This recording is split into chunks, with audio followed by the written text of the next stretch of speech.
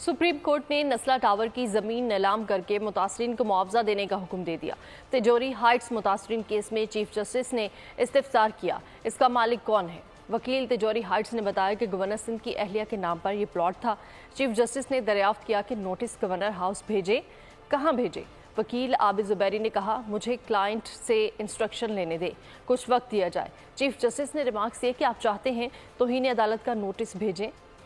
नस्ला tower की जमीन बेचें, अलॉटीज को मुआवजा अदा करें। तिजोरी हाइट्स किसका है? आइंदा समात पर नाम बताएं। चीफ जस्टिस के कराची रजिस्ट्री में समात के दौरान रिमार्क्स। चीफ जस्टिस ने रिमार्क्स दिए, अदालती फैसले के मुताबिक 3 माह में नस्ला टावर के मालिक को रिहायशियों की रकम वापस करना थी। प्लाट नीलाम करके मुतासिरीन को रकम दें। वकील ने दलाइल देते हुए कहा, नस्ला टावर के बिल्डर का इंतकाल हो चुका और ताहाल मुआवजा नहीं मिला। अदालत ने 44 मुतासिरीन को मुआवजा अदायगी का हुक्म दिया था। चीफ जस्टिस ने इस्तफसार किया, तिजोरी हाइट्स किसका है? वकील तिजोरी हाइट्स ने बताया, गवर्नर सिंध की अहलिया के नाम पर प्लॉट था। चीफ जस्टिस ने दरियाफ्त किया कि नोटिस गवर्नर हाउस भेजें, कहां भेजें? मालिक को ही मुतासिरीन का पैसा देना है। कम अज कम इखलाकी तकाजा तो है कि आप मुतासिरीन को पैसे दें। वकील आबिद जुबैरी ने कहा कि मुझे क्लाइंट से इंस्ट्रक्शन लेने दें, कुछ वक्त दिया जाए। चीफ जस्टिस ने रिमार्क्स दिए कि आप चाहते हैं तौहीन अदालत का नोटिस भेजें। वकील ने बताया कि मैं इस दरख्वास्त में वकील नहीं था, मुझे टाइम दिया जाए। तिजोरी हाइट्स मुआवजा अदायगी केस में सुप्रीम कोर्ट की नजरसानी की दरख्वास्त पर नंबर दर्ज करने की हिदायत कर दी।